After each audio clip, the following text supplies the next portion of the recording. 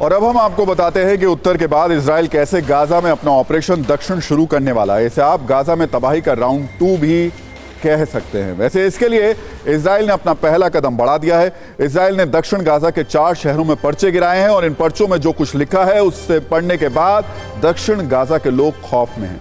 इसमें इजराइल ने चेतावनी दी है कि तुरंत दक्षिण गाजा खाली कर दिया जाए, वरना जो मौत होगी उसका जिम्मेदार वो नहीं होगा। दावा किया जा रहा है कि अब इजराइल किसी भी वक्त दक्षिणी गाजा पर बड़ा हवाई हमला कर सकता है। प्लान के तहत पहले वो एयर स्ट्राइक से शुरुआत करेगा और फिर ग्राउंड ऑपरेशन किया जाएगा, ठीक उसी तरह जैसे उसने नॉर्थ गाजा में किया था। लेकिन तब इजराइल ने नॉर्थ गाजा से लोगों को दक्षिण गाजा में शिफ्ट होने के लिए कहा था। बड़ी संख्या में लोग पहुंच भी गए थे, लेकिन अब इजराइल ने दक्षिण गाजा को ही टारगेट करने का ऐलान कर दिया है, जो बेहद चौंकाने वाला है, क्योंकि इजराइल को लगता है कि अगर हमास को जड़ से खत्म करना है तो पूरे गाजा पर हमले जरूरी हैं। दक्षिण गाजा के जिन 4 शहरों को इजराइल सबसे पहले टारगेट करने वाला है, जहां पर उसने पर्चे गिराए हैं, उनकी लोकेशन भी आपको बता देते हैं। इसमें एक शहर का नाम है बानी सुहेला, दूसरा शहर है खुजा, दक्षिण गाजा का तीसरा शहर जो इजराइल के रडार पर है अबासन। इसके अलावा अल करारा नाम के शहर में भी इजराइल की ओर से हमले की चेतावनी जारी कर दी गई है। हालांकि इजराइल अगर ऑपरेशन दक्षिण गाजा शुरू करता है तो उसके लिए राह इतनी आसान नहीं होने वाली।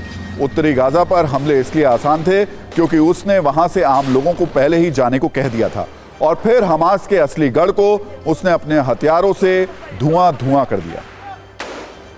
लेकिन अब इजराइल दक्षिण गाजा की ओर रुख करता है तो उसका पहला चैलेंज यह होगा कि उसे और ज्यादा जवानों की जरूरत होगी। दूसरी चुनौती हथियार और गोला बारूद है, क्योंकि पहले ही यह दावा किया जा रहा है कि गाजा पर हमले के लिए इजराइल के पास हथियारों की कमी हो गई है और दक्षिण गाजा पर अटैक करने के लिए उसे भारी मात्रा में गोला बारूद चाहिए होगा।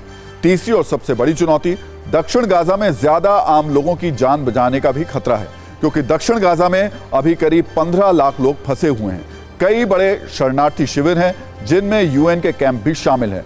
और 5वां चैलेंज ये होगा कि अगर इजराइल ने दक्षिण गाजा पर हमला किया तो ये जंग अब सुरक्षित जगहों पर भी फैल जाएगी। यानी इजराइल ने ऑपरेशन साउथ का ऐलान तो कर दिया, लेकिन यहां उसके सामने कदम कदम पर कांटे हैं। पहले ही हमले रोकने का इंटरनेशनल दबाव है, अब अमेरिका भी उसकी हां में हां मिलाने को तैयार नहीं है। ऐसे में कैसे मुमकिन होगा, इस पर हम आपको एक रील दिखा देते हैं।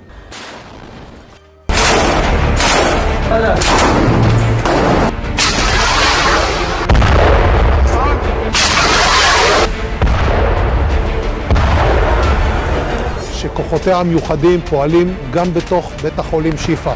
יש ממצאים משמעותיים, הפעולה נמשכת והיא נעשית בצורה מדויקת, סלקטיבית, אבל מאוד מאוד נחושה.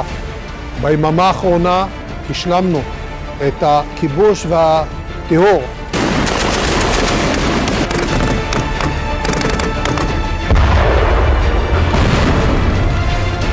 בעצם בימים האחרונים מצאנו תשתיות טרור, אמל"ח, כגון נשקים, פירים שהיו קרובים וסמוכים ליד מקומות חינוך.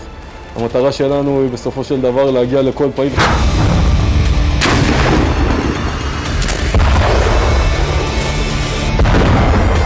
אנחנו די קרובים להשמיד את המערכת הצבאית שהייתה בצפון הרצועה.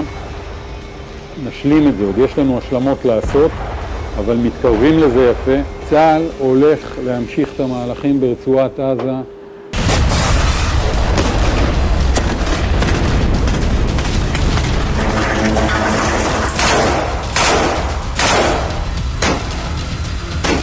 People have been asked to go from the north to the south, but in reality, one third of the people killed have been killed in the south. So the south is not safe. Even the UN compounds are not safe.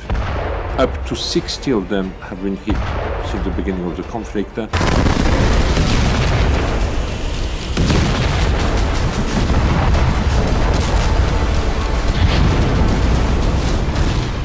אנו פועלים באינטנסיביות ובעצימות.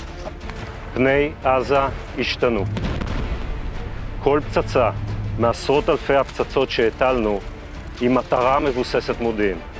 היא פוגעת בפעילי חמאס, מפקדיו, תשתיות הארגון ומפקדותיו.